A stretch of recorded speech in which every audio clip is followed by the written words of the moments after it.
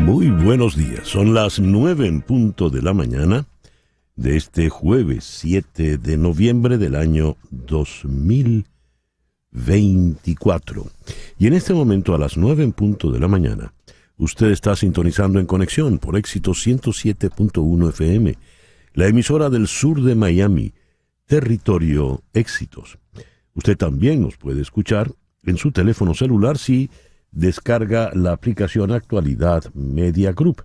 Esa aplicación usted la puede descargar de manera gratuita.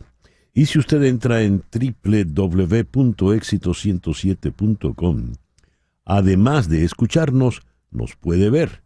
Y es aquí donde recibo el saludo de Aida Blanco, desde Venezuela, Julián Gregorio Pérez Pérez en Santiago de Chile, Esther Rodríguez está conectada desde el estado Táchira, así como el amigo José Agudelo está en Cajaseca, estado Zulia, Guillermo Useche en Puerto Ordaz, Carlos Arteaga en Nirgua.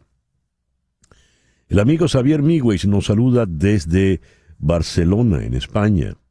Douglas Isturiz en El Salvador. El amigo Juan Acuña está manejando su camión hoy por Santí, en Carolina del Sur. Victoria Ambrosino nos saluda desde Ciudad de México. Henry Moreno está en Atlanta. Niroski de Los Ángeles Ávila, en Montevideo.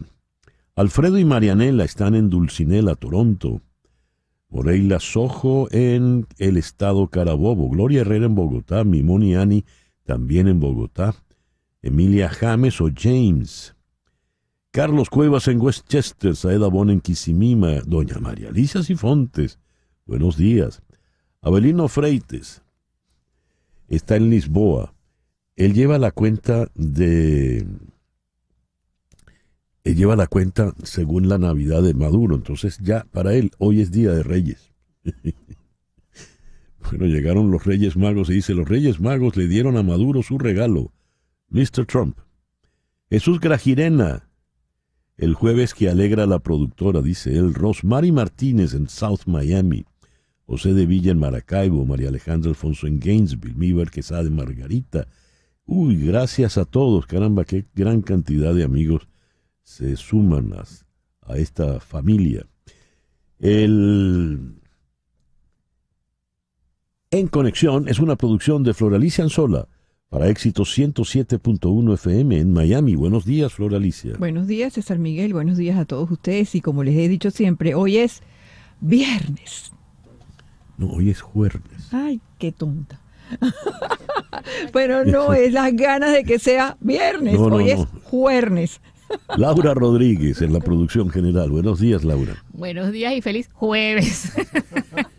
En Madrid, Mariel Sofía Rodríguez en la producción informativa. Buenos días, Mariel Sofía. Hola, muy buenos días y feliz jueves para todos.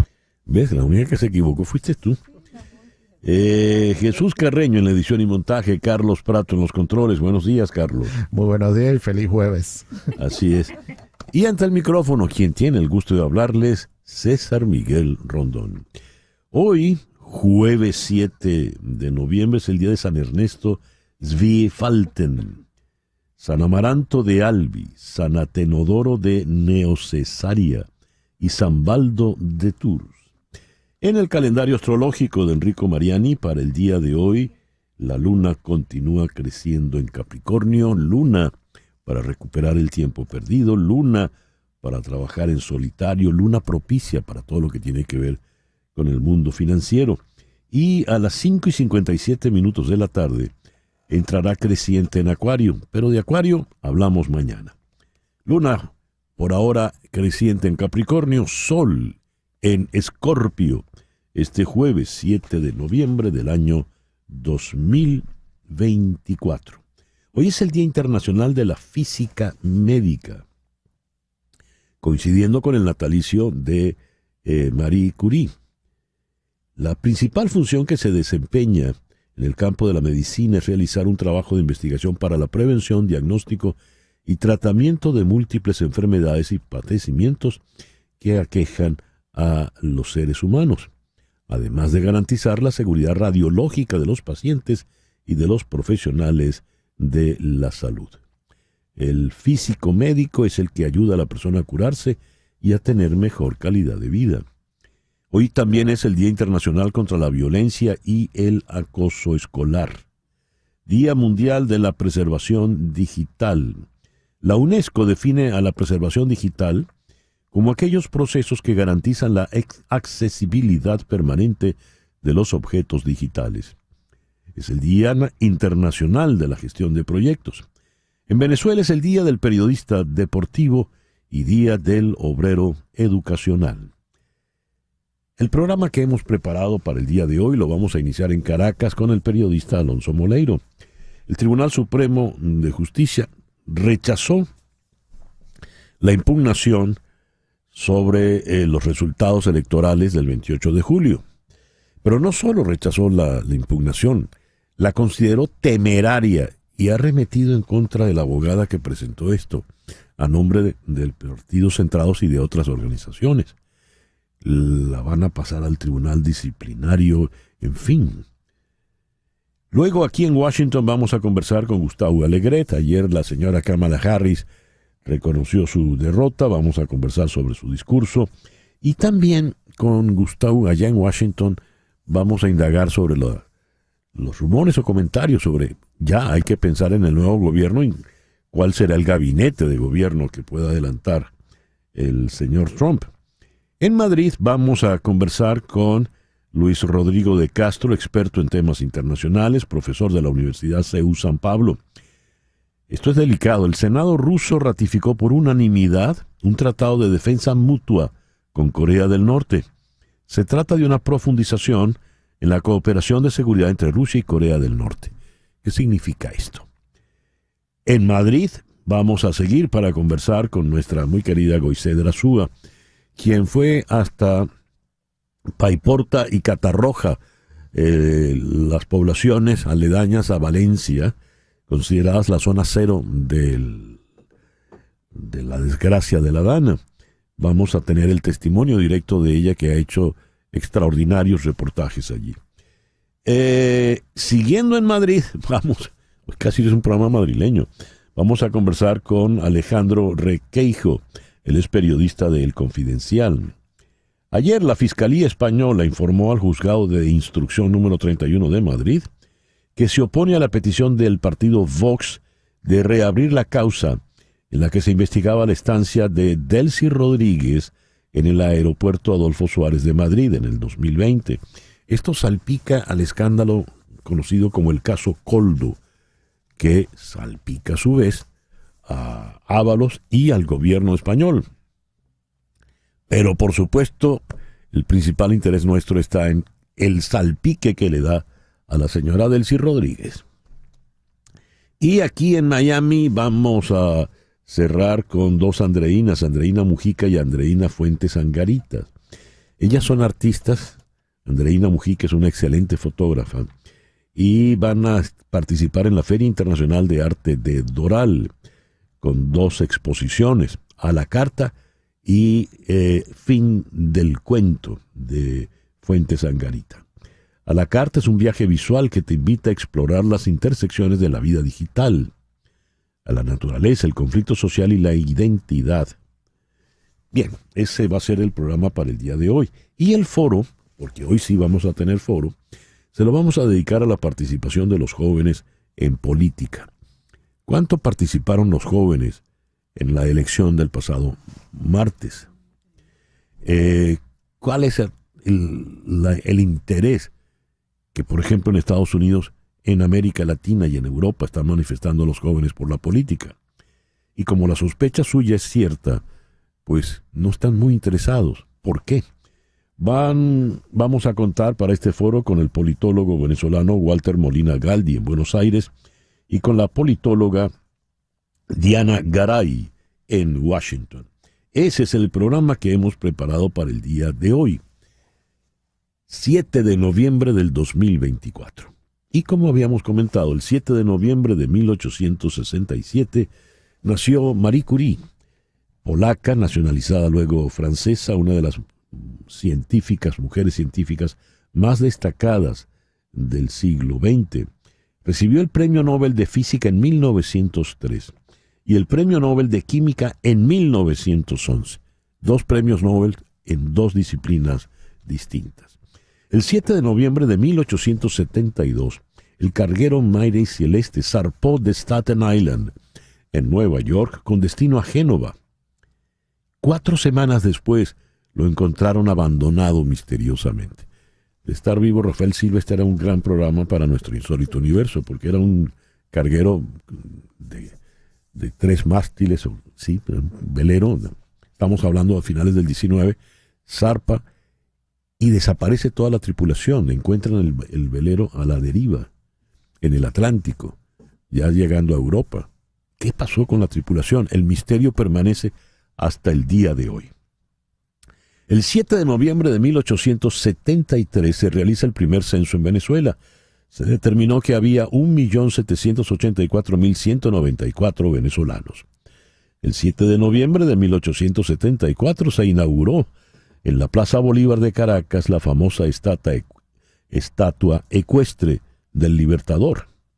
El 7 de noviembre de 1879 nació León Trotsky, el revolucionario ruso, que falleció en 1940 en México, en Coyoacán, asesinado por Ramón Mercader a órdenes de Stalin. Tenía 61 años, León Trotsky.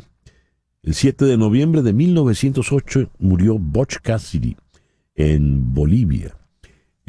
Su muerte se hizo muy popular por la película Butch Cassidy and the Sundance Kid de George Roy Hill, protagonizada por Paul Newman y Robert Redford, una película magnífica, y terminan avaliados allí en Bolivia. El 7 de noviembre de 1913 nació Albert Camus, el gran escritor, dramaturgo, periodista francés.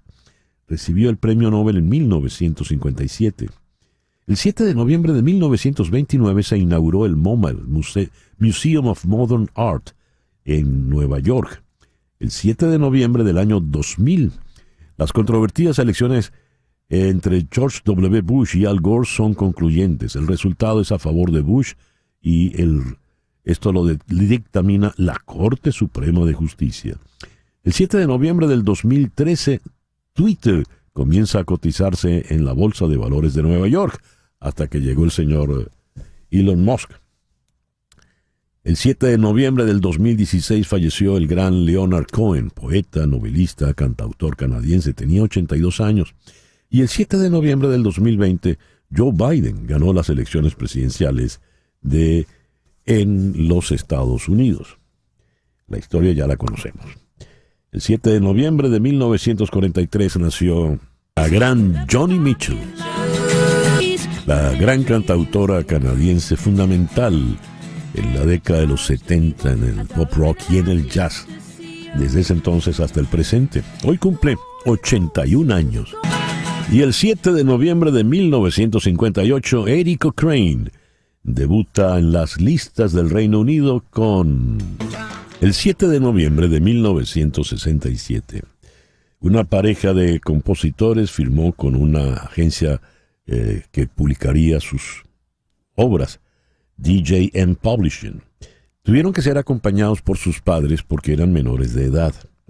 La pareja la integraban Red Dwight y Bernie Taupin. Red Dwight es Elton John y Bernie Taupin su compañero, el letrista que le ha seguido hasta el día de hoy. Your Son, una de las más hermosas canciones de esta pareja, pues cargada de éxitos. El editorial con César Miguel Rondón. Mi corazón está lleno hoy, lleno de gratitud por la confianza que han depositado en mí, lleno de amor por nuestro país y lleno de determinación. El resultado de esta elección no es lo que queríamos, no es por lo que luchamos, no es por lo que votamos, pero escúchenme cuando les digo, la luz de la promesa de Estados Unidos siempre brillará mientras nunca nos rindamos y sigamos luchando. Es una cita textual del discurso que dio ayer la vicepresidente Kamala Harris al reconocer su derrota ante Donald Trump. dijo: miren, estoy muy orgullosa de la campaña que hicimos y de la manera en que la hicimos. Durante los 107 días de esta campaña, nos hemos propuesto construir una comunidad y formar coaliciones, uniendo a personas de todos los ámbitos y orígenes, unidas por el amor a la patria con entusiasmo y la alegría en nuestra lucha por el futuro de Estados Unidos. Y lo hicimos sabiendo que todos tenemos mucho más en común que lo que nos separa. Ahora bien, sé que la gente está sintiendo y experimentando una variedad de emociones en este momento, lo entiendo, pero debemos aceptar los resultados de esta elección, que es, por supuesto, la conclusión de una persona que cree en la democracia. Se gana, se ganó, y si se pierde, pues se perdió y se reconoció la derrota. Y ella hace hincapié en los 107 días de la campaña. Vista la distancia, pues fue un esfuerzo sin duda titánico, una campaña muy corta que agarró el testigo muy tarde, pues cuando ya por fin Joe Biden decidió, después de aquel nefasto debate por televisión, retirarse de la campaña. Dice: en nuestra nación debemos lealtad no a un presidente o a un partido, sino a la Constitución de los Estados Unidos, y la lealtad a nuestra conciencia y a nuestro Dios. Mi lealtad a los tres es la razón por la que estoy aquí, para decir que, si bien reconozco esta elección, no reconozco la lucha que impulsó esta campaña. La lucha por la libertad, por la oportunidad, por la justicia y la dignidad de todas las personas. Una lucha por los ideales que están en el corazón de nuestra nación. Los ideales que reflejan lo mejor de Estados Unidos. Esa es una lucha a la que nunca renunciaré, dijo, entre otras ideas, la señora Harris. Al dar este tipo de discurso, evidentemente está asumiendo que no va a rendir el liderazgo dentro de su partido. Y dentro de su partido considerarán, pues, quién de ahora en adelante o quiénes son los que deben replantearse el porvenir del Partido Demócrata, que ha quedado resentido, muy golpeado, luego del resultado electoral del pasado 5 de noviembre. Por lo pronto, ahora le toca al Partido Republicano hacerse cargo. Un partido que tiene ya definitivamente, pues, toda la imagen, el talante, el carácter de Donald Trump, el líder indiscutible de ese partido. Dudo que nadie pueda pararse a retarle o hacerle medianamente sombra. Ahora quedan 4 años para gobernar. Veremos. Son las 9:19 de la mañana, Capicúa. Una pequeña pausa y ya regresamos con las noticias más importantes de este jueves 7 de noviembre. Y a las 9:22 vamos con las noticias más importantes de este jueves 7 de noviembre. Por tercera vez consecutiva, Donald Trump aumentó su apoyo entre los latinos en el condado de Miami-Dade, convirtiéndose en el primer candidato presidencial republicano en más de 3 décadas en ganar un condado de mayoría hispana que alguna vez fue sólidamente azul. Su porcentaje de votos aumentó en prácticamente todas las ciudades del condado, en comparación con la primera vez que se presentó hace 8 años.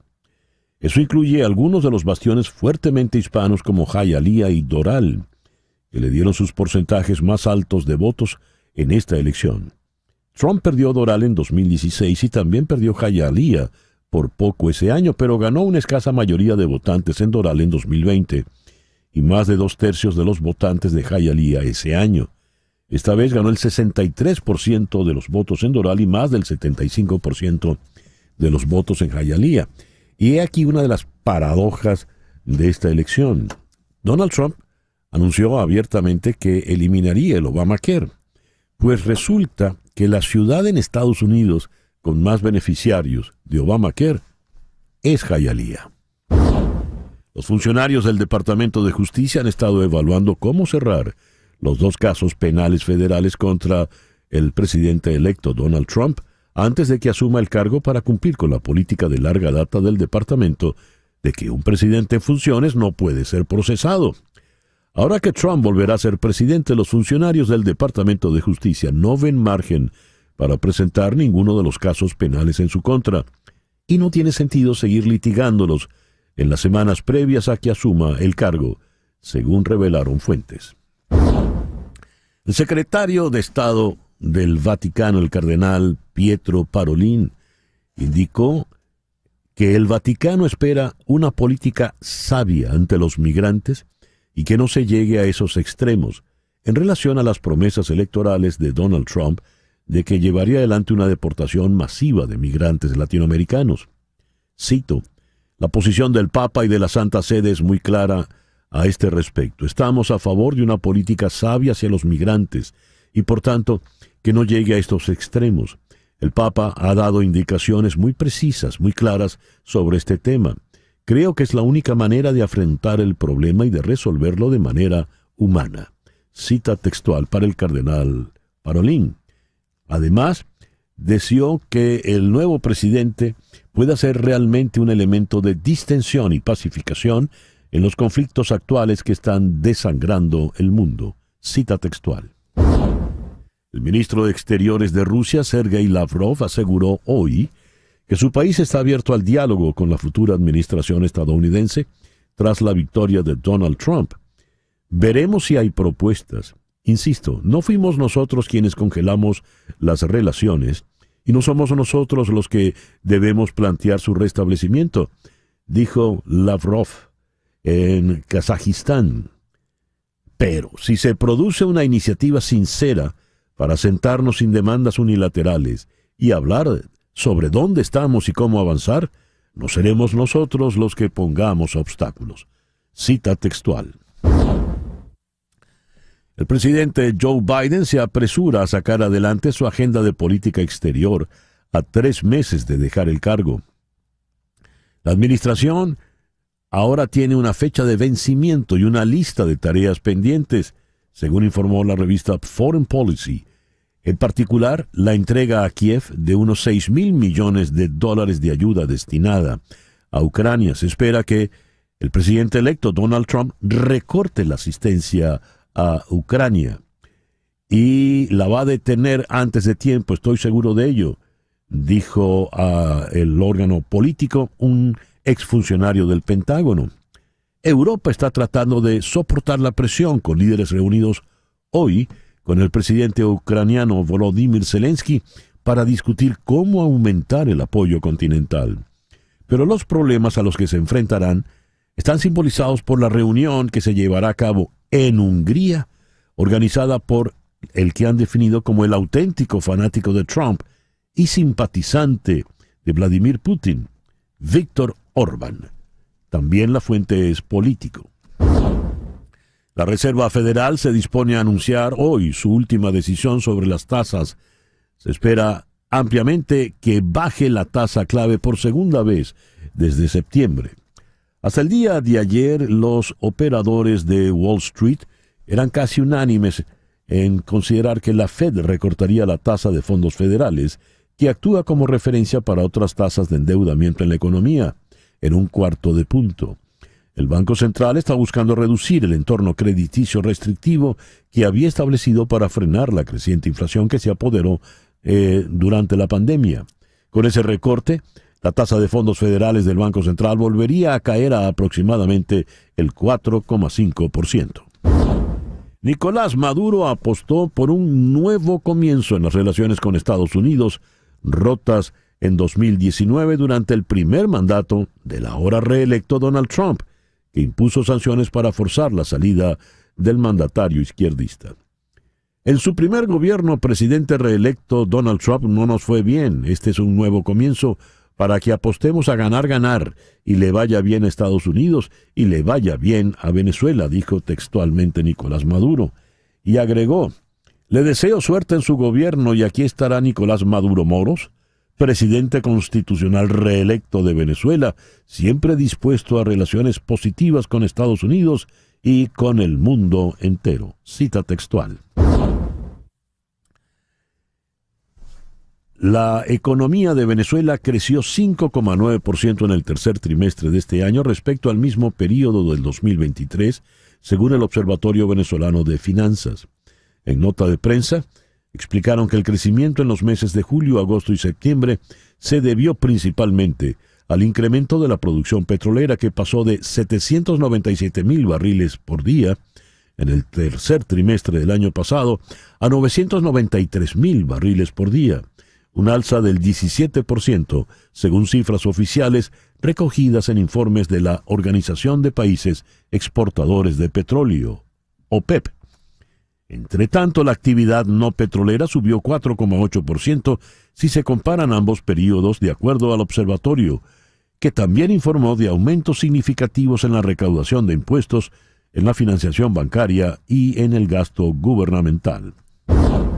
El huracán Rafael tocó tierra en el oeste de Cuba ayer como una tormenta categoría 3 con vientos máximos sostenidos de cerca de 115 millas por hora. Rafael es el quinto huracán importante de la temporada en el Atlántico que va de junio a noviembre.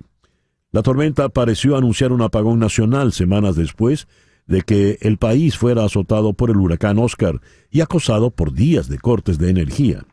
En las horas previas a la llegada de Rafael a tierra, la tormenta se intensificó rápidamente, ganando 55 millas por hora en 24 horas. Se emitieron advertencias de marejadas ciclónicas, inundaciones repentinas y deslizamientos de tierra. Rafael es la tormenta más fuerte que impacta el noroeste del Caribe a estas alturas de la temporada. Se prevé que continúe su camino en el Golfo de México hoy y podría tocar tierra en el centro de Luisiana a finales de esta semana, o evitar tocar tierra en Estados Unidos. El gobierno de Alemania se está derrumbando y eso puede ser algo bueno, según argumentó el editor europeo del Financial Times, Ben Hall. Ayer una disputa aparentemente menor sobre un déficit presupuestario trivial finalmente dividió a los tres partidos de la coalición gobernante de Berlín después de meses de parálisis. El argumento fue un reflejo de una división ideológica más amplia y en última instancia insalvable sobre la deuda y el gasto de Alemania, según escribió Hall en Financial Times. El gobierno no funcionaba. Con Francia en desorden político y la economía más amplia de Europa tambaleándose, Alemania es la nación indispensable de Europa, y la Unión Europea no puede permitirse un vacío de poder en Berlín, insistió Hall. Alguien debe tomar el liderazgo para armar a Ucrania y reforzar la seguridad continental. Irán, que mantiene tensas relaciones con Estados Unidos desde hace 4 décadas, declaró hoy que espera que la reelección de Donald Trump permita a Washington revisar sus políticas erróneas del pasado. Tenemos experiencias muy amargas de las políticas y enfoques de varios gobiernos estadounidenses, dijo el portavoz de la Cancillería iraní, Esmail Baghadei. Trump, quien asumirá la presidencia en enero, siguió una estrategia de presión máxima contra Irán en su primer gobierno. Baghadei llamó a Washington a revisar esas políticas erróneas del pasado, tal como lo calificó. La victoria de Donald Trump no cambia nada para Irán, dijo por su parte el presidente iraní, Mahmoud Pezeshkian. Y a las 9:33 de la mañana vamos a Caracas para nuestra primera entrevista del día de hoy. El Tribunal Supremo de Venezuela rechaza el recurso que pedía mostrar los resultados electorales. ¿De qué estamos hablando? Vamos a Caracas, allí está el periodista Alonso Moleiro. Alonso, muy buenos días. Gracias por atendernos en esta mañana. ¿Cómo estás, César Miguel? Encantado de saludarte, como siempre. ¿Qué fue lo que decidió el Tribunal Supremo de Justicia, Alonso? Desestimó un recurso de interpretación que interpuso la abogada María Alejandra Díaz, una activista que, vale decir, ha estado vinculada al chavismo muchísimos años. Uh-huh. Participó y justificó por completo la Asamblea Constituyente de 2017. Forma parte de un entorno militante de chavismo descontento de este tiempo. Y ella tiene rato en las redes diciendo que ella no quedó conforme con la explicación que se dio, que no le parece ni suficiente ni respetuoso el trato dado, en el cual pues tú pretendas que luego de que, es decir, que la gente te tenga que comprar un resultado sin desglosarlos mesa por mesa, sin mostrar las actas, sin ofrecer demostraciones de buena voluntad, es decir, cotejando información, le cerraste el acceso a los testigos de la oposición desde las 7 de la noche. Hay varios reportes en los cuales se documenta, pues incluso que los resultados no salieron de la sala de totalización. Elvis Amoroso no ha dicho una sola palabra más y no se ha explicado absolutamente más nada. Claro, el gobierno, el Estado chavista quizás pues pretende que esto sea cosa juzgada. Lo que hizo María Alejandra Díaz fue interponer un recurso, ejercer un derecho político que es rutina. Ya. Ahora, me llama la atención la reacción del tribunal. En primer lugar, declaran inadmisible, pero además la Sala Constitucional dice que la acción fue una temeridad. ¿Qué es esto? ¿Por qué arremeten tan duro contra María Alejandra Díaz, que además la piensan denunciar ante el Tribunal Disciplinario del Colegio de Abogados? ¿Qué es esto? Bueno, le pusieron una multa muy onerosa y le prohibieron temporalmente ejercer su profesión. O sea, una reacción muy airada, muy de este tiempo, muy del país posterior al 28 de julio. Vamos a recordar que la presidenta de la Sala Constitucional del TSJ es Tania de Amelio, que fue parte durante muchísimo tiempo de la directiva del Consejo Nacional Electoral y que evidentemente es un sector interesado, parte, digamos, de los intereses del Estado chavista por mantener al costo que sea el actual estado de cosas, independientemente del voto de la población y de su parecer. Y esto, pues, a María Alejandra Díaz la estaban acompañando varios activistas de este grupo. Ahí habría que destacar a Oscar Figuera, gente que hasta hace nada estaba con Maduro y que sigue en la línea revolucionaria. Pues Juan Barreto, un llaman Giuseppe, varios activistas de este tiempo, Yal Yabur, el del PCB, Yul Yabur, que no quedaron, o sea, que no están contentos, que están peleados con la línea oficial y que están expresando este tipo de cosas. Y claro, lo que quiere el TCJ es inhibir procedimientos de rutina. Con esto hace pues, que cualquier otra persona se lo piense dos veces y llegar a enero en un estado como el actual, que es un estado en el cual hay un país como en punto suspensivo, inhibido, pensando en sus cosas, sin muchos recursos. Hay un liderazgo, el de María Corina Machado, bastante aislado. Es decir, ella habla, pero no hay manera de, digamos, llevar a eso a una ejecución. El liderazgo opositor está, pues, bueno, muy arrinconado, arrinconado. Claro. Entonces, bueno, es un marco muy complejo. Yo creo que ellos quisieran que de aquí a enero, pues, esa fuera la situación y inhibir cualquier reacción social. Ahora, ya que esto es un problema entre viejos chavistas, ¿cuán hondo es el problema, la fractura interna dentro de esa, como le dicen los politólogos, la coalición gobernante? Sí, bueno, yo no tengo eso tan claro, César Miguel. Creo que se especula un poco más de la cuenta con esos temas. O sea, yo vi la crisis de Tarek El Aissami y lo que se trajo, el cuajo de dirigentes que se trajo, y dije, bueno, entonces sí es verdad que de que vuelan, pues no es un sofisma el asunto de que de verdad hay una coalición con intereses, tensiones en un mundo sórdido que cotidianamente no se ve en Venezuela. Pero, bueno, María Alejandra Díaz es una militante que en este caso está relativamente aislada. Ella mantiene, creo yo, una autoridad en cierto tipo de audiencias revolucionarias, de izquierda revolucionaria, no necesariamente chavistas, pero bueno, sí en ese entorno donde se debaten algunas cosas. Y creo que esa percepción, César Miguel, la tiene mucha gente y que muchos chavistas la tienen, pero habrán concluido que bueno, que sí, pero que esto es una revolución, hay que continuar y que estamos asediados por Estados Unidos y que tenemos que liberar a la patria, etcétera, etcétera. O sea, la relatoría chavista, donde ya entonces el tema del voto un día ya no importó más, pues, porque estamos en una revolución. Pero yo creo, me atrevería a pronosticarte que el año que viene van a venir nuevas demostraciones de malestar y de inconformidad con esos resultados, y creo que el gobierno va a achicar su margen de tolerancia bruscamente. Más todavía. Pues, creo que como estamos ahorita, y un poco más. Y después aflojará, pero digo que no se va a calar, no va a tolerar que digan que él no es el presidente, o que la elección, o que le cuestionen la autoridad. Todo lo que vaya por ahí entra en una zona, creo yo, muy peligrosa a partir del año que viene. Ya lo veo. Alonso, muchas gracias. Muchas gracias por atendernos en la mañana de hoy. Encantado, César Miguel. Fuerte abrazo. Alonso Moleiro, periodista desde Caracas. 9:39, Capicúa, una pequeña pausa y ya regresamos en Conexión. Son las 9:42. Anota este número, por favor. 305-468-0044. 305-468-0044. Ese es el teléfono de María Trina Burgos. María Trina Burgos es una abogada venezolana con más de 25 años de experiencia trabajando temas migratorios en los Estados Unidos. Está licenciada para trabajar en asuntos migratorios en los 50 estados de la Unión y en Puerto Rico. De manera que donde te encuentres en Estados Unidos, ella podrá ocuparse de tu caso.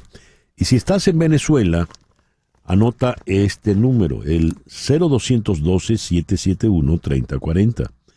0212-771-3040. Si estás en Caracas, ahorras el 0212 y vas directo solo al 771-3040.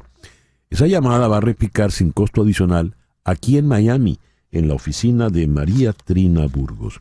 Recuerda, María Trina Burgos es tu abogada venezolana de inmigración para que tus sueños de inmigración se hagan realidad. 305-468-0044. 305-468-0044. Y a las 9:44 vamos hasta la ciudad de Washington, donde está el periodista y analista político Gustavo Alegret. Gustavo, muy buenos días. Gracias por atendernos. Hola, César Miguel, muy buenos días. Gustavo, ayer se presentó la señora Harris, reconoció su derrota, se dirigió a un grupo de sus seguidores en la Universidad Howard. ¿Cómo ha quedado la ciudad de Washington luego del proceso del día martes y qué impacto ha podido tener estas palabras de la señora Harris? Pues mira, me imagino que me preguntas por Washington como gobierno, porque como ciudad el 90 y pico % de los ciudadanos que votan en el Distrito de Columbia lo hicieron demócrata y están desolados. Es la conversación que se escucha en la mayor parte de las tiendas, de los supermercados, el impacto que genera una arrolladora victoria conservadora. Desde el punto de vista del Congreso, yo creo que los demócratas dieron un paso muy ejemplar.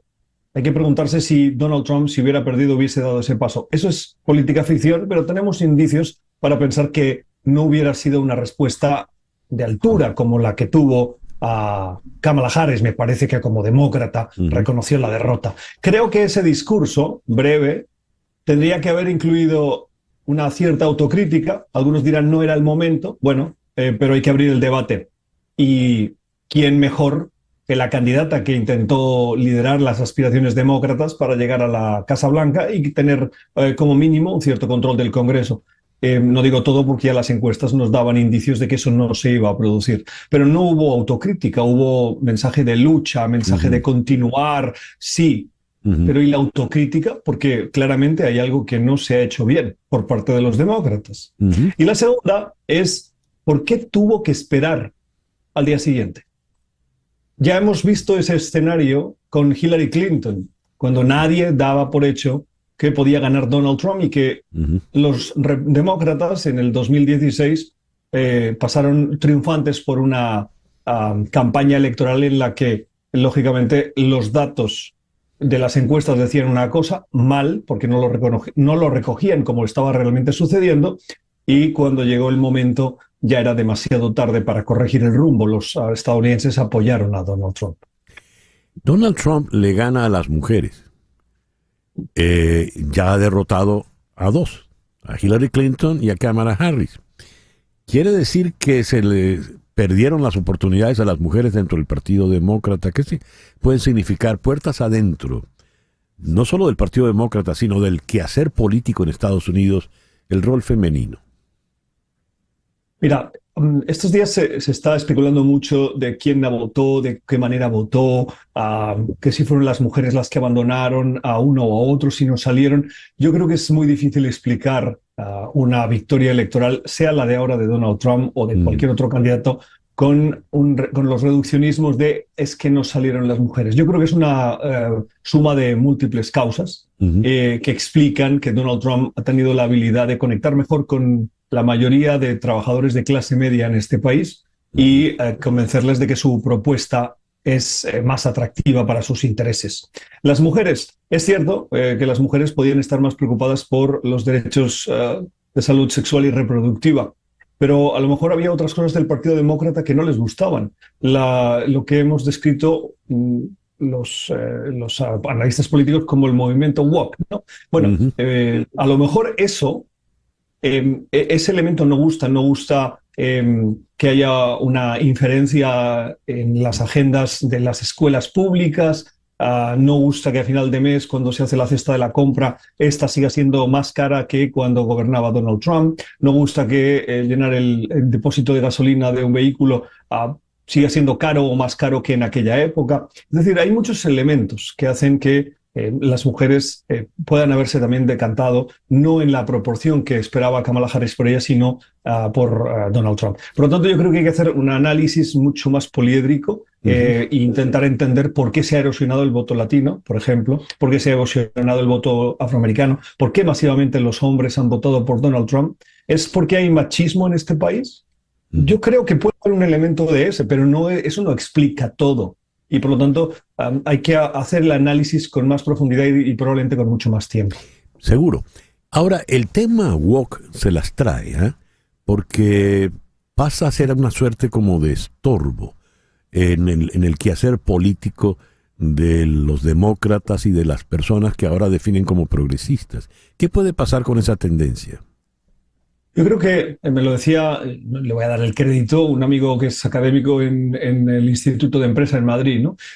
Hemos venido de unas épocas en las que había una reivindicación, yo creo que lógica y necesaria, para reclamar derechos de minorías, para reconocer las libertades individuales, también en orientación sexual, y es necesario que haya un incremento del respeto y el reconocimiento del otro como es.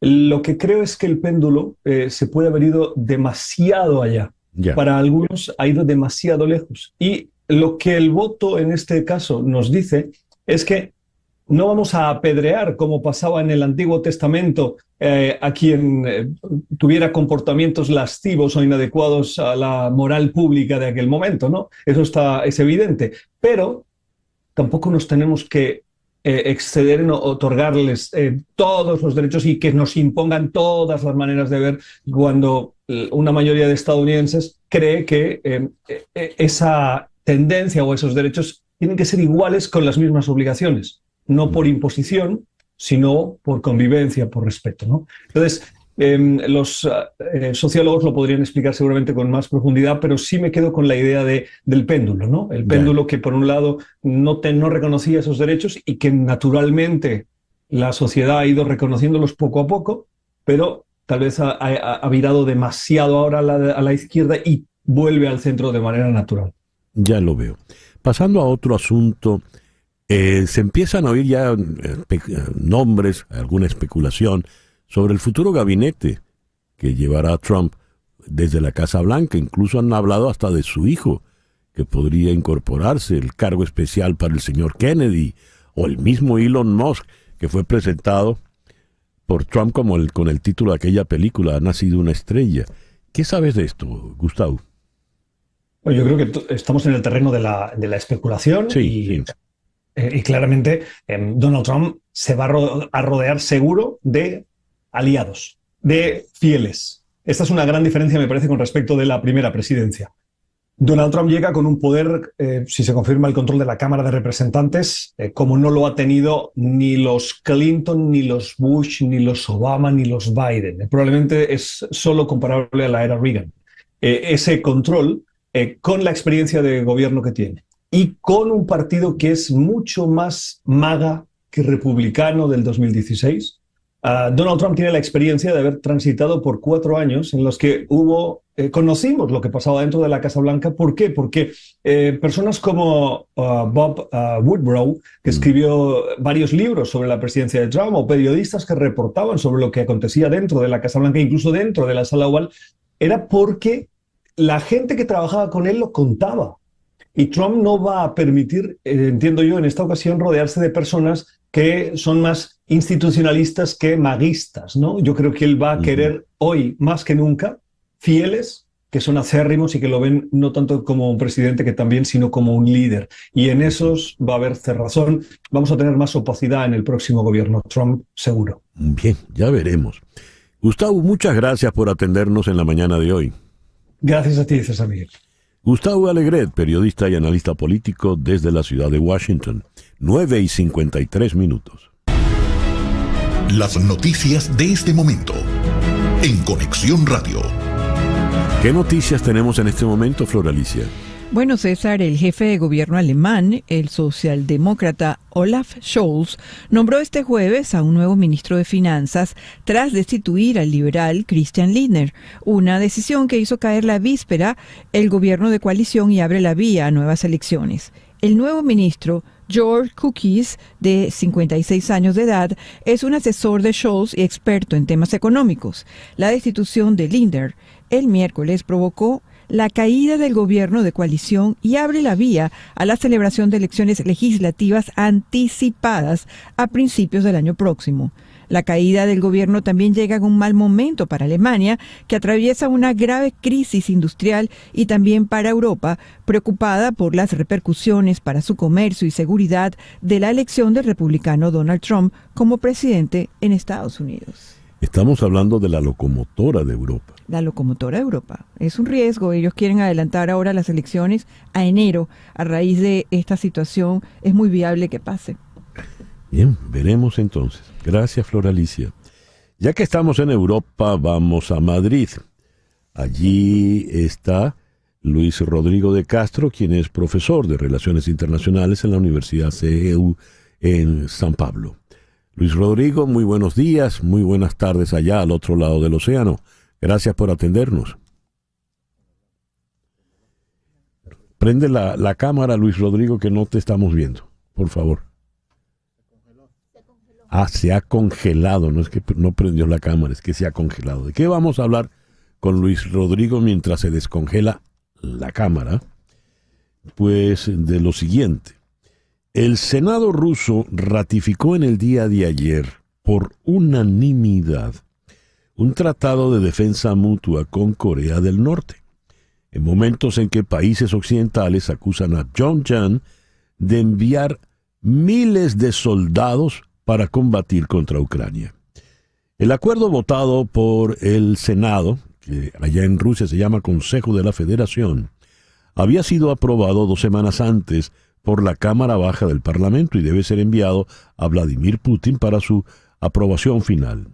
El tratado formaliza una profundización en la cooperación de seguridad entre Rusia y Corea del Norte, que habían sido aliados comunistas en los tiempos de la Guerra Fría. Vladimir Putin firmó el pacto en junio pasado con Kim Jong-un en un encuentro que tuvieron allá en Pyongyang. Indicaron entonces que el acuerdo establece, cito, la asistencia mutua en caso de agresión y compromete a las partes a cooperar internacionalmente frente a las sanciones occidentales y las posturas que puedan venir de parte de Naciones Unidas. ¿Qué significa la ratificación por unanimidad de este acuerdo? ¿Para qué debe prepararse Occidente y Europa puntualmente en el contexto de la guerra en Ucrania? Ahora sí ya tenemos a Luis Rodrigo de Castro. Luis Rodrigo, muy buenos días, muchas gracias por atendernos. Buenos días, buenas tardes.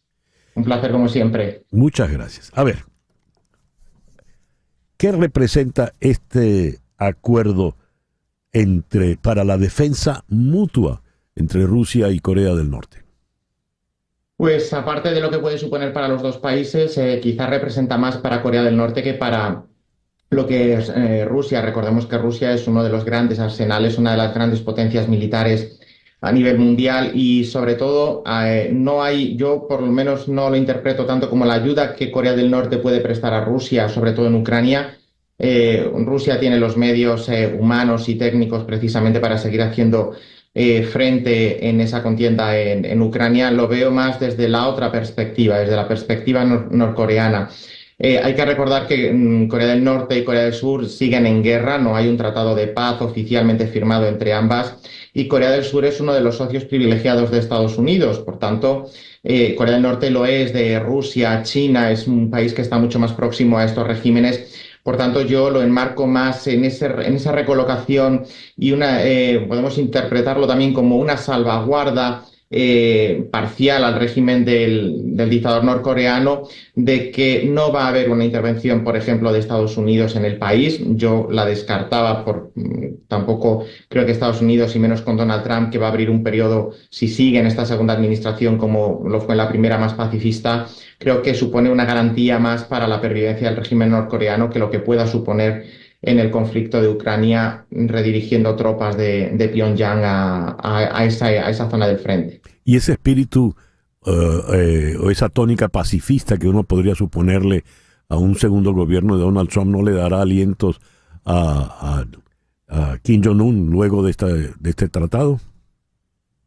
Sí, pero también hay que recordar que aunque ahora estemos pues en esa euforia de un presidente recién elegido, al final los mandatos presidenciales en las democracias, los mandatos tienen los días contados.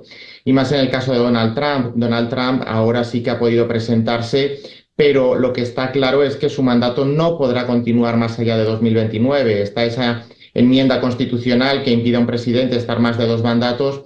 Por tanto, este periodo pacifista tampoco es algo que vaya a continuar sine die. Y por mucho que Donald Trump haya tenido ese bagaje durante la primera administración, nada nos dice que vaya a seguir así o que vaya a optar por una vía menos aislacionista, menos pacifista, como lo queramos llamar, en política exterior. No quisiera cerrar la conversación, Luis Rodrigo, sin detenernos un momento en el caso de la guerra en Ucrania. ¿Qué información manejas al día de hoy? Pues lo que nos dicen las fuentes periodísticas que podemos consultar tanto en redes sociales, medios oficiales, y lo que podemos ver es que la situación está estancada. Rusia puede avanzar, retroceder, pero a día de hoy no hemos llegado a ese punto de inflexión que decante la balanza abiertamente a favor de Rusia. A favor de Ucrania es muy complicado, por no decir imposible, que se llegue a eso. Y creo que a partir del 20 de enero del 2025, cuando la nueva administración entre en funciones, podemos ver a lo mejor ciertos cambios. Es de esperar que Donald Trump plantee ciertas cosas como ha venido haciendo en campaña. Él argumentaba que tenía una propuesta de paz y que en 24 horas podía finalizar. ¿Qué letra pequeña tiene esa paz? Es lo que quizá nos falta conocer, ¿no? Es una incógnita a despejar. Pero habrá que ver sobre todo qué Ucrania queda después de la guerra, si esa propuesta de Donald Trump acarrearía pérdidas territoriales para Ucrania, qué papel jugaría Ucrania en la escena internacional, se le restringiría el acceso a la OTAN, a la Unión Europea. Todas estas cuestiones habrá que clarificarlas, pero a día de hoy Rusia puede seguir aguantando un periodo de tiempo más largo. Ucrania no, porque está llegando al límite, y si está resistiendo como lo está haciendo es porque precisamente le suministramos esas ayudas militares desde Occidente. Ya. Luis Rodrigo, muchas gracias por atendernos en la mañana de hoy. A vosotros, buen día. Buen día. Luis Rodrigo de Castro, profesor de Relaciones Internacionales en la Universidad CEU San Pablo, allá en Madrid. 10:01, Capicúa, una pequeña pausa, y al regreso nuestro foro del día de hoy. ¿Qué pasa con la política y los jóvenes? ¿Por qué la repelen? Ya regresamos. En un momento regresamos con César Miguel Rondón en Conexión por Éxitos 107.1 FM. ¿Por qué los jóvenes están insatisfechos con la democracia? Se preguntaba Gerardo Bertín, vicepresidente de programas internacionales en Freedom House. ¿Por qué la repelen? ¿Por qué no se meten en política en líneas generales? En el estudio de Freedom House no hay un compromiso con la política o la democracia, pero me llamó la atención este párrafo. Al mismo tiempo, los jóvenes siguen participando en la vida cívica. Asisten a manifestaciones, utilizan Internet, para hacer oír su voz y son activos fuera de la esfera política tradicional, como en los negocios, en la escuela y en las comunidades religiosas. En un momento en que los derechos políticos y las libertades civiles están en declive, ¿por qué los jóvenes están tan insatisfechos con la democracia? ¿Y cómo pueden los líderes cívicos y democráticos lograr que vuelvan a la sociedad? Ese es nuestro foro para la mañana de hoy. En Washington está Diana Garay. Ella es politóloga, máster en desarrollo internacional y coordina el Centro de Estudios Latinoamericanos y Latinos en el Immigration Lab de la American University. Diana, muy buenos días. Muchísimas gracias por atendernos en esta mañana. Buenos días, muchas gracias por la invitación. Y al otro extremo del continente, en Buenos Aires, está el politólogo Walter Molina Galdi. Walter, muy buenos días, gracias por atendernos. Buenos días, César Miguel, gracias a ti como siempre. A ver, ¿por qué están los jóvenes insatisfechos con la democracia? Te formulo la pregunta en primer lugar a ti, Diana, por favor. Creo que la importancia de la democracia sigue siendo significativa, pero creo que está marcada por desilusión y tal vez desconfianza. En mi opinión, uno de los principales motivos es por la creciente desigualdad económica y social que estamos viendo en nuestros países, que a pesar de vivir en democracias en donde se supone que la libertad y la igualdad deberían prevalecer, muchas veces y la mayoría de veces se ve como que la diferencia de riquezas y de poder va más a pocos que a la mayoría, lo que puede crear una desilusión y decepción a nuestras generaciones, que son las que son más afectadas en este momento. ¿Y tú qué opinas, Walter?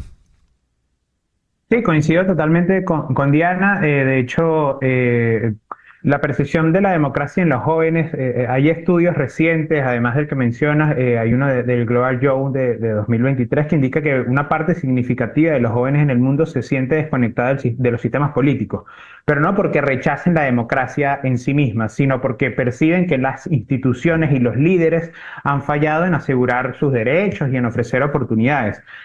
Si hace una década, 2 décadas, 3 décadas hacia atrás, nuestros padres, nuestros abuelos pudieron comprar apartamentos, pudieron desarrollarse, digamos, su trabajo, darles un desarrollo, mejorar económicamente, esa no es la realidad de muchos jóvenes hoy día, que buscan entonces sistemas disruptivos o líderes disruptivos que realmente les ofrezcan y les produzcan un cambio. Un ejemplo perfecto, más allá de lo que ha ocurrido ahora en Estados Unidos, fue Argentina el año pasado. Se habló mucho de cambio, y bueno, quien vino y quien les propuso un cambio, que de hecho más o menos económicamente lo está haciendo, o al menos lo está intentando, bueno, fue el que ganó, además de manera realmente contundente. Los jóvenes participan, lo que sucede es que no están contentos con el sistema, no es con la democracia como concepto, sino con el sistema.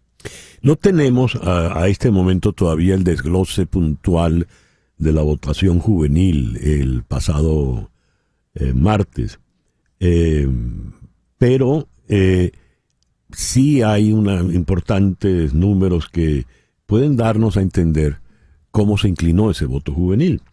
¿Cómo se explica esto en un país que va, no quiero decir derecha porque no estoy muy de acuerdo en cómo manejan esos conceptos tradicionales de la política en Estados Unidos? Yo preferiría hablar entre conservadores y un poco más liberales.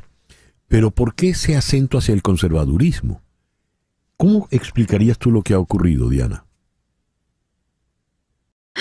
Creo que desde que pasó el día martes, nosotros también aquí en la oficina estamos preguntándonos la misma pregunta que tú te preguntas, tratando de analizar aquí con colegas y todo, y no tengo una respuesta puntual y que puede ser correcta porque aún estamos analizando, pero tal vez diría que en nuestra generación estamos yendo o viendo alternativas a la democracia que pueden ser extrema derecha o extrema izquierda, también por la desconfianza que existe con las instituciones democráticas, a los líderes, a los partidos, que muchas veces, por ejemplo, en mi caso, yo nací y crecí en Perú, y normal para nosotros era ver que la corrupción y la falta de transparencia entre las instituciones es algo que va en la política, o que se roba pero se trabaja. Entonces, por la deslegitimización, la democracia, que no se le puede sé si es que está yendo mal, ¿cómo podemos decirle que está funcionando? Muchos de los jóvenes creo que están tratando de buscar alternativas a la extrema izquierda o a la extrema derecha. Y en el caso argentino, Walter, más o menos viene a ocurrir lo mismo, porque estamos hablando de un triunfo contundente que tuvo Javier Milei. ¿Cómo se explica allá en el sur? Contundente, esa fue la palabra. De hecho, la base de los votantes de Javier Milei, recordemos que él sacó entre un 35 y un 40%, más hacia el 35 en la primera vuelta, y luego es cuando ya hace la unión con los ex candidatos, para ese momento ya Patricia Bullrich, es que saca este porcentaje, pero su base principal son los jóvenes. Jóvenes que además, muchos que no entienden el fenómeno que está ocurriendo, no saben que ya el año que viene, que son las de medio término, van a votar todavía más jóvenes que también apoyan a Javier Milei. O sea, su base se va expandiendo. Y esto, como decía, se trata por dos razones, o por muchas razones, pero hay dos que quisiera remarcar. Uno, que repito, no les están resolviendo la vida a la juventud, que al fin y al cabo, por supuesto que hay muchas batallas, muchas cosas que hay que solucionar, los derechos de las minorías, pero lo principal siempre va a ser la economía. Y Argentina es un país que viene de muchos años de problemas económicos por una fiesta que se dio, que no se supo contener después, que además es algo que ocurrió muy importante en términos culturales, que esto lo explicó Milei y los jóvenes empezaron a hablar de eso. Y estas son las partes fundamentales. Ahora, en líneas generales, más allá de Argentina, hay que tener claro dos cosas. Uno, que la juventud percibe también mucho de la hipocresía de muchos de los que hablan de diferentes banderas que levantan, como la de los derechos humanos, la del feminismo, el de los derechos ambientales, que al final las levantan solo si gobiernan uno y si gobiernan otros callan. Esto se nota mucho, sobre todo porque hay una horizontalidad en la comunicación a través de las redes sociales.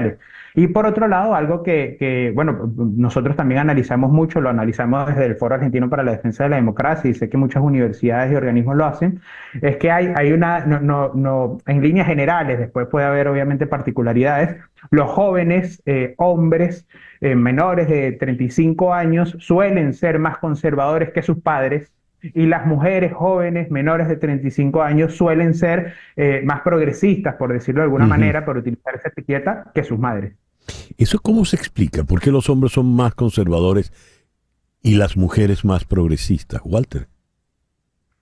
Bueno, de alguna manera tiene que ver con lo que consumen, evidentemente. Estos líderes o influencers, por decirlo de alguna manera, como Javier Milei, son consumidos más, sus programas. Recordemos que en este caso él surgió de la televisión, de las redes sociales, por hombres, y las mujeres, bueno, suelen pegarse más a estas banderas de los derechos, ¿no? Del feminismo, de la comunidad LGBTIQ+, de la legalización del aborto y un largo etcétera, que va en contraposición a lo que este conservadurismo de alguna manera propugna, porque Javier Milei, también hay que decirlo, es un tipo sumamente liberal en lo económico, pero tiene bastante vestigios de conservadurismo en términos sociales, ¿no? De hecho, es alguien que no está de acuerdo con la legalización del aborto, con la legalización de la marihuana, etcétera. Entonces hay una diferencia ahí que se vio también, o que se ve de alguna manera en los primeros números que se han conocido de las elecciones en los Estados Unidos. Diana, estas consideraciones que nos está dando Walter, ¿de qué forma pueden aplicarse a lo que se está viviendo en este momento en Estados Unidos? Me explico.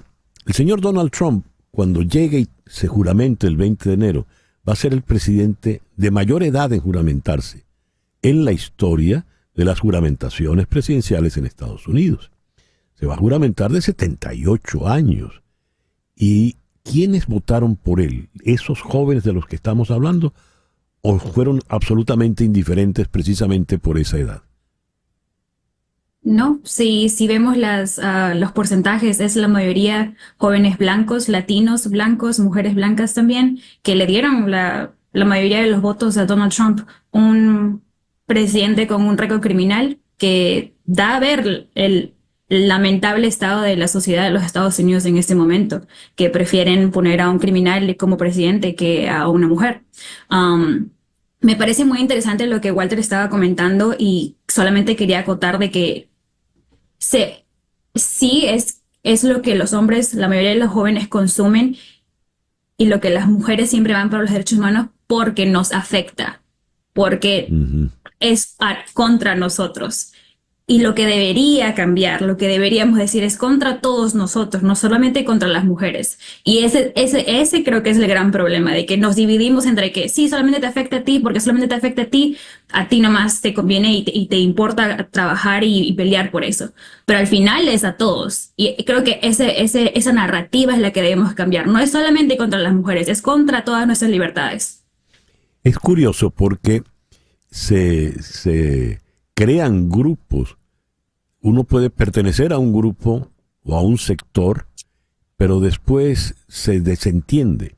Pongo el caso de los migrantes, ¿verdad? Cuando el migrante llega, se establece y logra legalizar su situación y pasa a ser un ciudadano del nuevo país, él ya no se asume como migrante y no tiene ningún tipo de solidaridad ni consideración por los migrantes que puedan venir atrás, a menos que sea su familia, digo yo. Quizá eso explique, por ejemplo, el voto entre los migrantes que hemos tenido en Estados Unidos. En el pasado martes se suponía que los migrantes no iban a votar por Trump. Y mira tú que son los que más votaron y de manera más contundente. ¿Eso cómo lo explicas, Diana? Sí, creo que, y ese es lo que también nosotros hablábamos aquí en la oficina, creo que ese es el fenómeno en el que muchos de los que vinieron antes y que ya están con una vida, como tú explicas, más estable, más sólida, es la forma de tratar de asimilar en una sociedad en la que nunca vamos a encajar en sí. Es tratar de votar por alguien que es conservador, que es blanco, que va a proteger, no te va a proteger a ti, porque nuestro color de piel, nuestros orígenes nunca van a cambiar. Y me parece de que muchos de nosotros que han olvidado nuestros orígenes, de dónde salimos, la falta de empatía, es por eso, porque quieres asimilar y quieres pertenecer a un grupo en el que nunca te van a dejar participar y realmente entrar. Volviendo a la pregunta inicial de los jóvenes y el desinterés por el hecho político y puntualmente por la democracia, es una constante. ¿Cómo es este fenómeno puntualmente en la América Latina, Walter?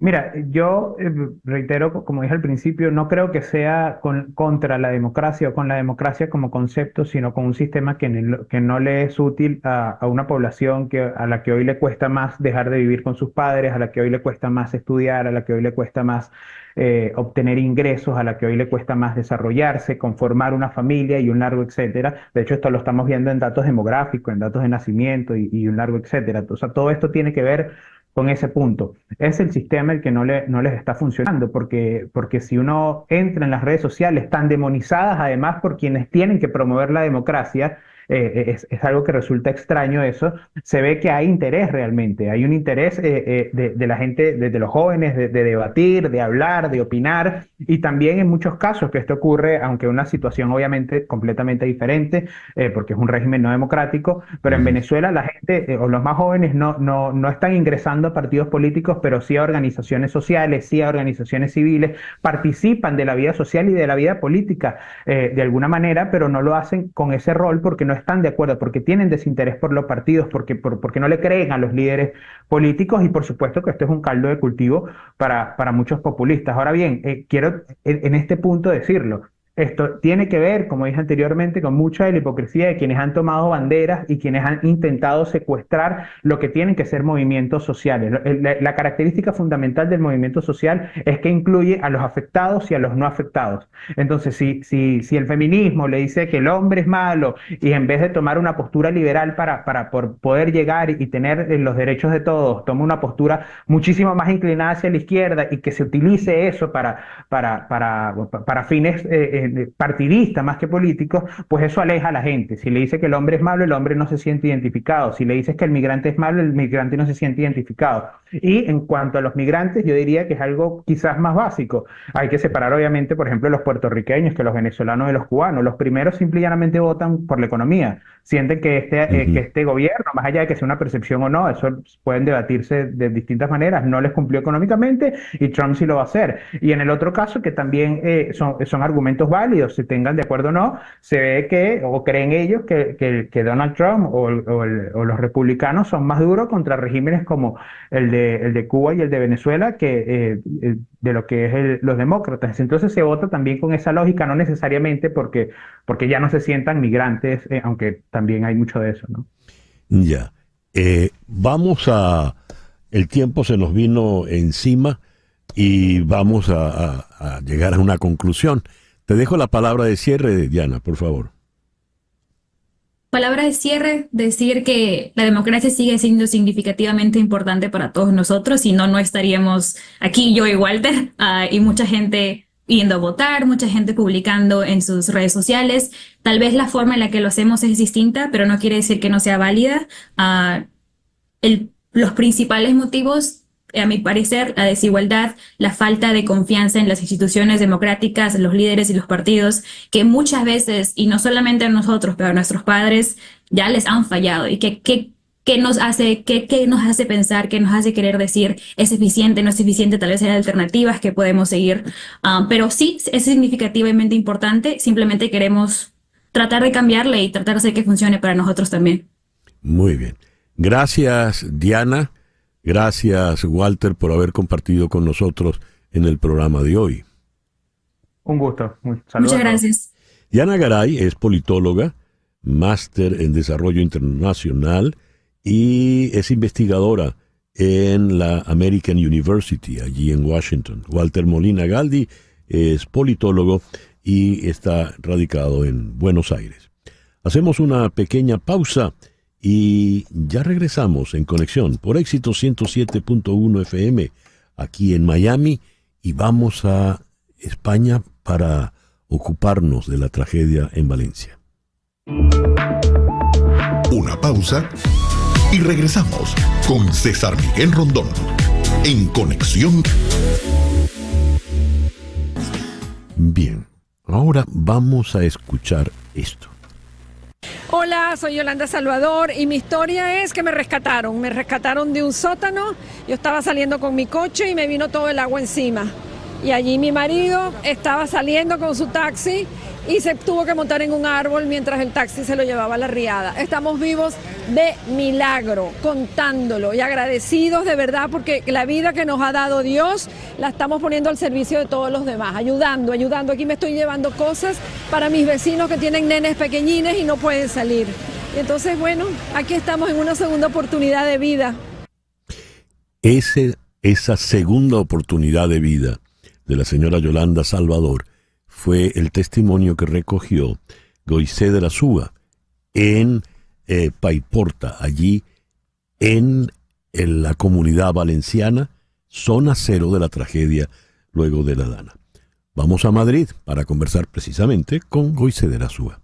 Goisé, muy buenos días, muy buenas tardes por allá. Gracias por atendernos. Muchísimas gracias, César, y a todo el equipo. Pues, ¿qué te puedo contar? Todavía siento esos abrazos, esa angustia, esa impotencia también de muchísimas personas que se encuentran todavía sin electricidad, sin gas, sin recibir el apoyo necesario para, bueno, poder avanzar dentro de tanto lodo, desolación y destrucción que ha dejado la riada, que, bueno, marcó un antes y un después, no solo en la Comunidad Valenciana, sino en España. El pasado martes 29 de octubre sucedió algo que para muchos fue inesperado. En algunas zonas catalogadas como Zona Cero, Paiporta, Catarroja, Benetúser, Alfafar, que están, imagínense, en la provincia valenciana al sur, pues no recibieron el agua por el cielo, sino por el suelo. No estaba lloviendo, el cielo estaba así de verdad muy tenso, muy gris, pero las grandes lluvias que fueron históricas se desarrollaron en el cauce, ya en otras zonas en el cauce de los ríos, y resulta que la gente recibió de repente esa llegada del agua, como digo, por las calles, por las autopistas, y la devastación ha sido enorme. Más de 500 kilómetros de carreteras destruidas, miles de negocios. Hay muchísimos desaparecidos. No voy a entrar en cifras porque realmente hay una opacidad muy grande y más allá lo que la gente necesita es avanzar, quitar el lodo de sus negocios, de su vivienda, sobre todo las que están a niveles de las plantas bajas y los primeros pisos. Ha habido una discusión lamentable entre la burocracia política, ¿verdad? Entre el gobierno, digamos, nacional o federal y el gobierno local. Se declara o no se declara la emergencia, según cómo se proceda, va o no va la ayuda. ¿En qué instancias está ese pleito absurdo, Goiseeder? En lo absurdo, así mismo, César. Y cuando hablo esto de las cifras, también entran allí porque ahora hay una discusión que si el gobierno local, el gobierno de Valencia, dice unas cifras, el gobierno general, vamos a decir, el gobierno central, dirigido por Pedro Sánchez, pues tiene otros datos. Se habla de 219 víctimas mortales, 89 desaparecidos, pero bueno, hay una gran discusión ya de columna vertebral que es quién tuvo la culpa, y en el identificar quién tuvo la culpa, en sacar a la luz realmente esas alarmas, en enviar los mensajes, pues se ha desviado la atención a los afectados que han sido atendidos por los voluntarios. Te leo cosas de tu trabajo. Señor Sánchez, esta señora de Catarroja exige el estado de alarma. Señor Sánchez, esta señora está desesperada por la poca o ninguna respuesta de los políticos, principalmente de usted. Señor Sánchez, esta señora implora que quiten el barro de las calles. Señor Sánchez, esta señora confirma que la sociedad civil y voluntarios de todas las secciones son los que están dando la talla. ¿Qué son estos testimonios, Goy? Estos testimonios han sido realmente espontáneos durante un recorrido que realicé ayer por la zona de Catarroja. Gente que me veía con la cámara, con el micrófono, y se me acercaba y me decían, por favor, necesito hablar. Este es el desespero de una señora, de una vecina que implora, exige coherencia en todo esto, y fue directamente a Pedro Sánchez, y no fue la única persona. Hay gente que se me acercó y no quiso declarar ante las cámaras, pero sí fue una especie de catarsis, y la gran crítica ya es hacia el gobierno central, no al gobierno local, que también tuvo unas grandes fallas, no hay que negarlo, evidentemente.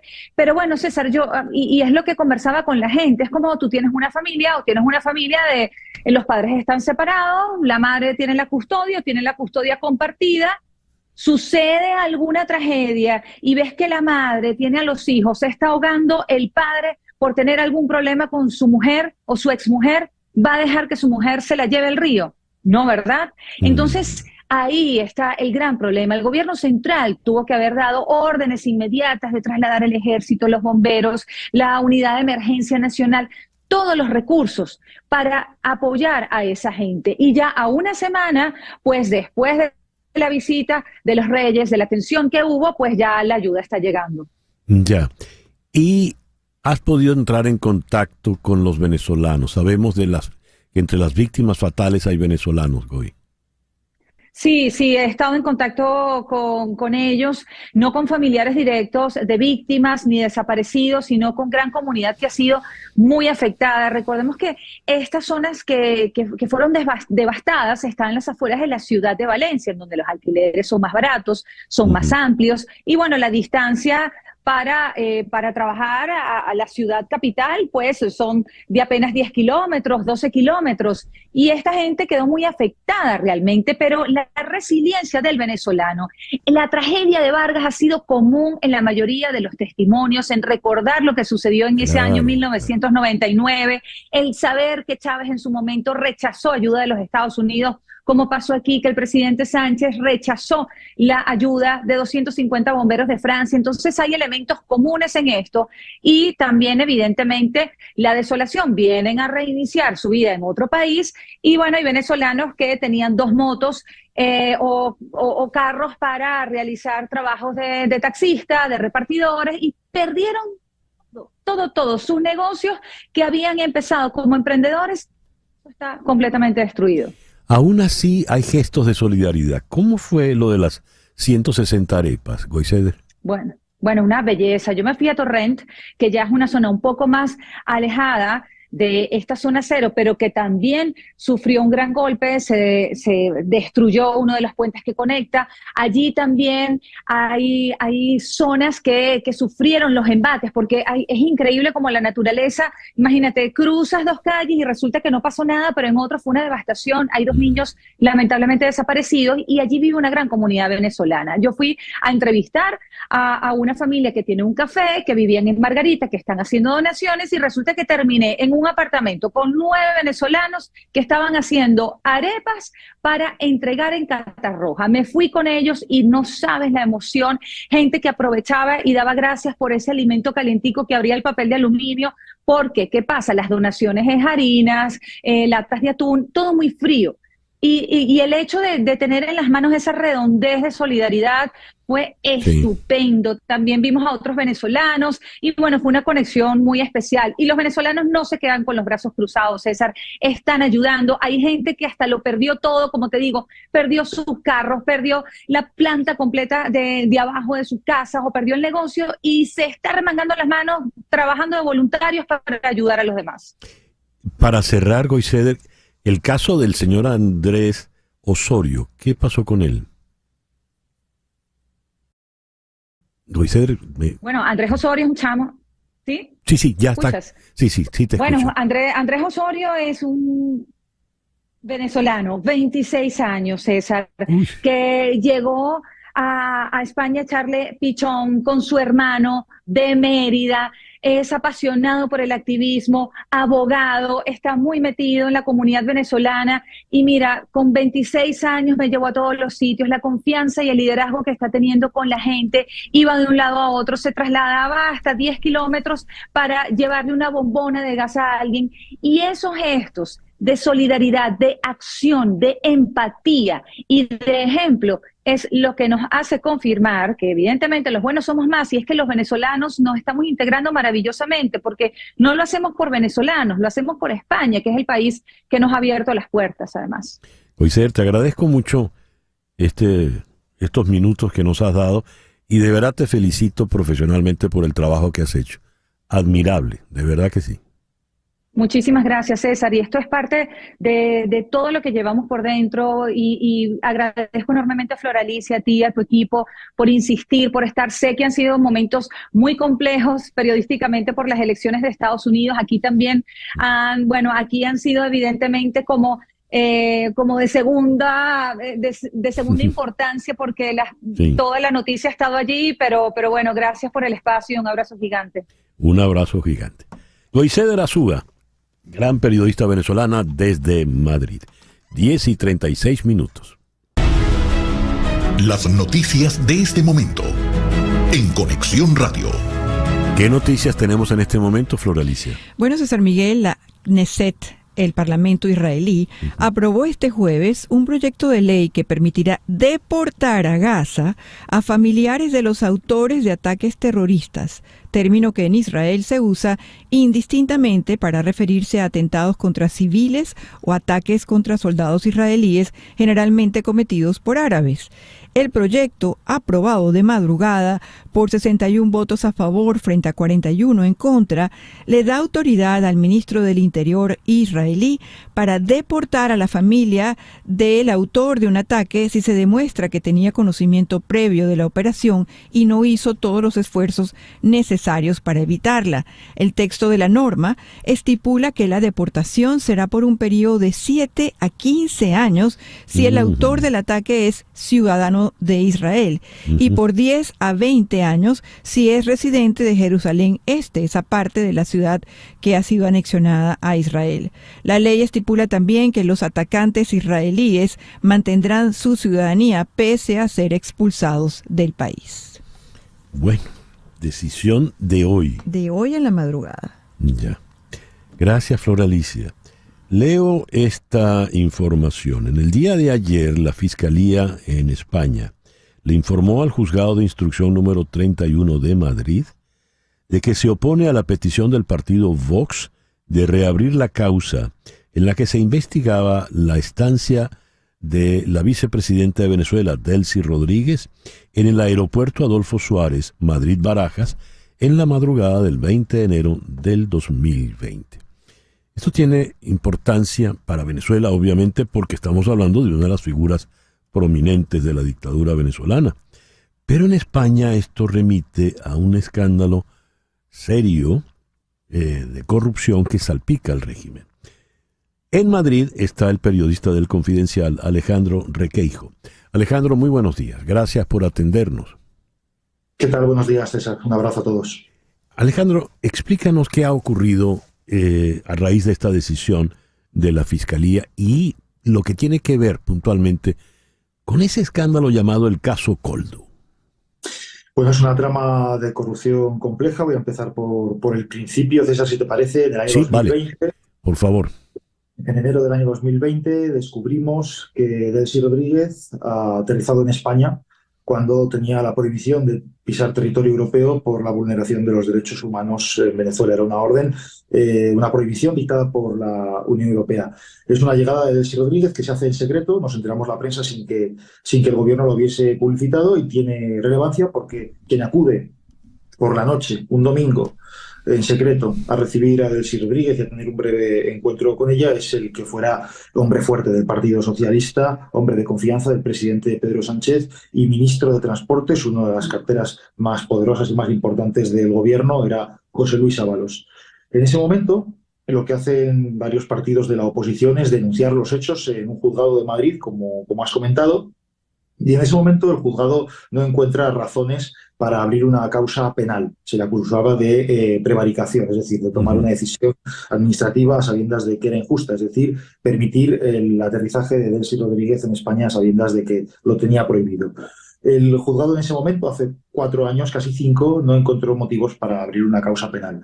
Ahora esa causa, ahora toda aquella polémica, vive una segunda parte, se ha resucitado, se ha reactivado, a partir de lo que es el llamado caso Coldo, efectivamente un caso de corrupción que afecta al gobierno. Y afecta al gobierno y tiene que ver con el caso Delcy, porque en ese caso de corrupción hay una persona clave, es un comisionista que se llama Víctor de Aldama, que tenía una extraordinaria relación con Delcy Rodríguez, hasta el punto de que ese comisionista, ese empresario acusado de corrupción, fue la persona que estuvo detrás de la visita de Delcy Rodríguez para que mantuviese encuentros de carácter comercial, de carácter económico y sobre todo de carácter básicamente privado, con miembros del gobierno, en este caso con José Luis Ábalos. Claro, como ahora ese caso se investiga dentro de una presunta trama de corrupción, pues los partidos que en su día denunciaron tratan de que el caso se reabra y se investigue en concreto la visita de Delcy Rodríguez, a qué vino, de qué hablaron, qué trajo en su equipaje y una serie de cosas que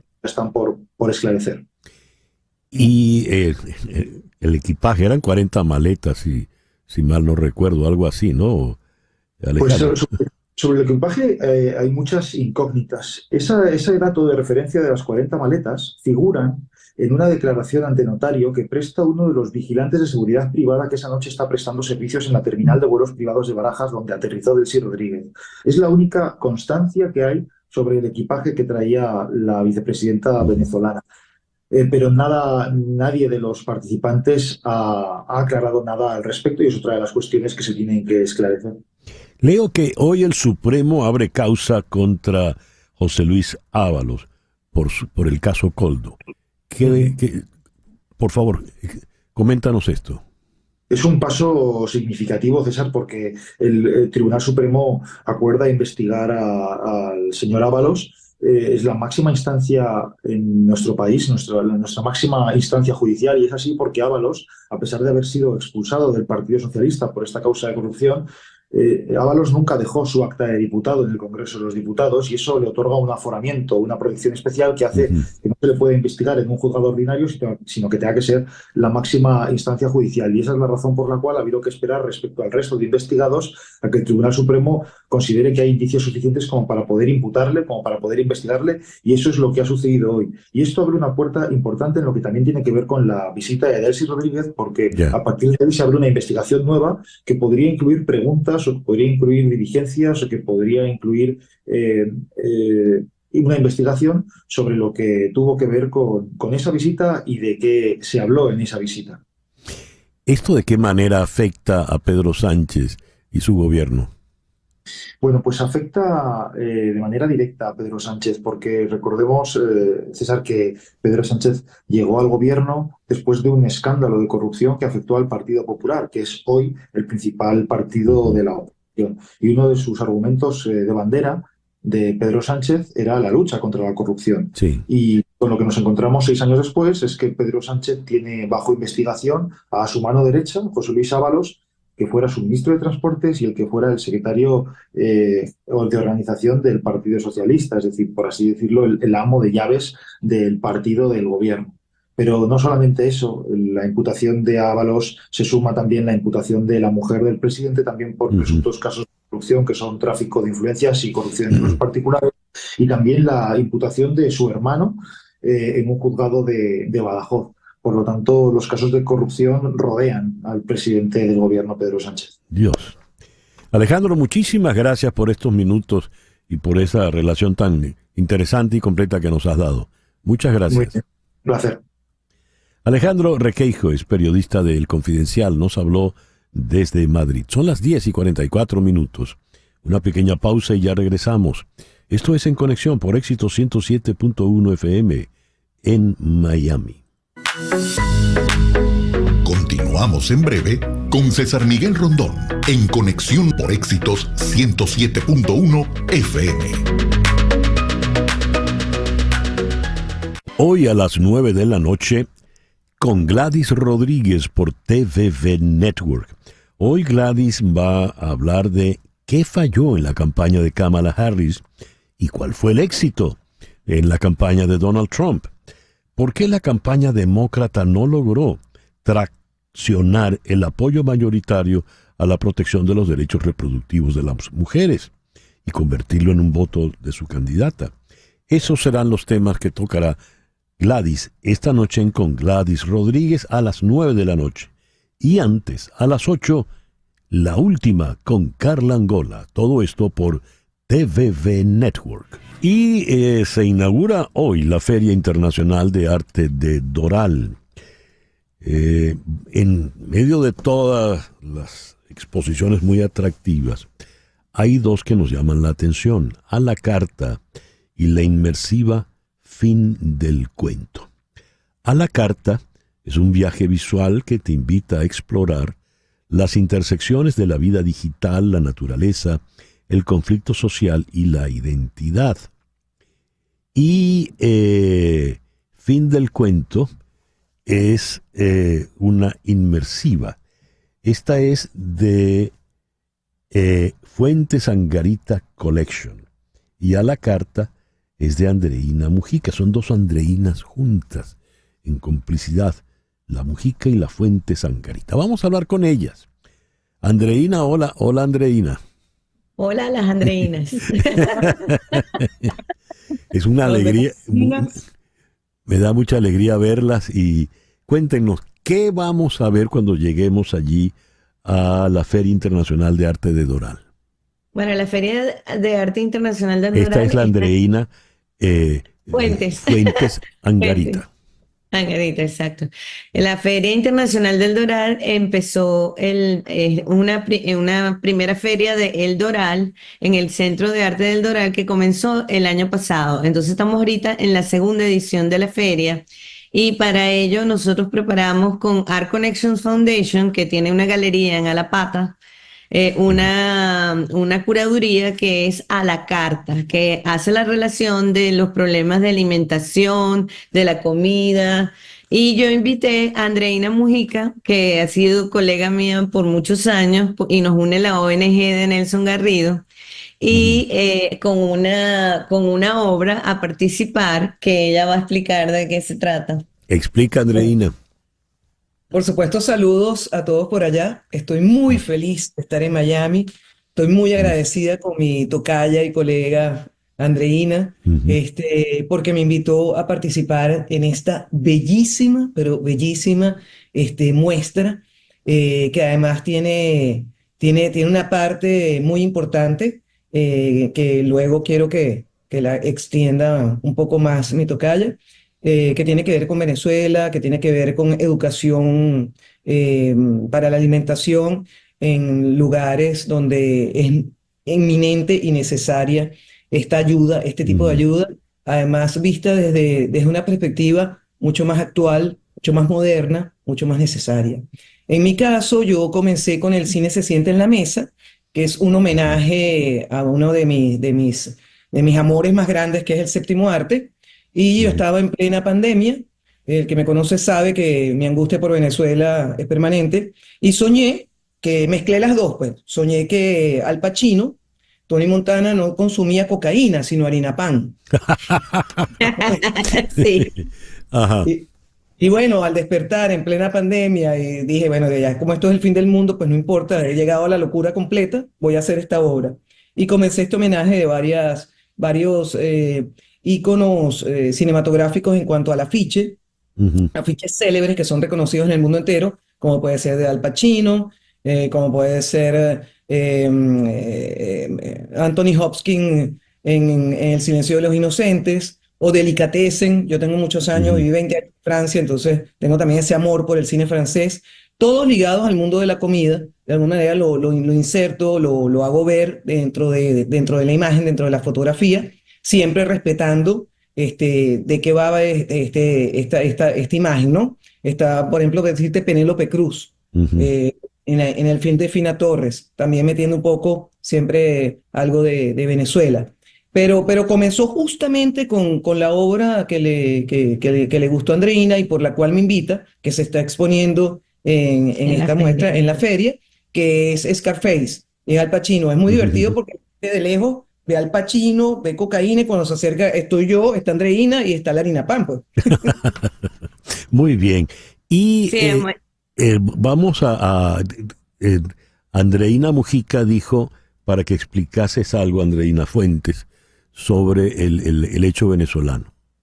Bueno, sí, el fin del cuento es una curaduría, una experiencia que tuvimos por la celebración de los 20 años del Miami New Media Festival, y tomamos la obra de Juan Loyola, que está cumpliendo 40 años cuando él intervino con la bandera en la Bienal de Venecia, y entonces tenemos Chatarra, tenemos el video de Chatarra, y toda la realización del video hecha por Víctor Rodríguez, que era como el cameraman que hacía todo el registro, pero Víctor Rodríguez también está relacionado con Sentimiento Muerto, con la producción de los conciertos de Sentimiento Muerto, y entonces está también una obra de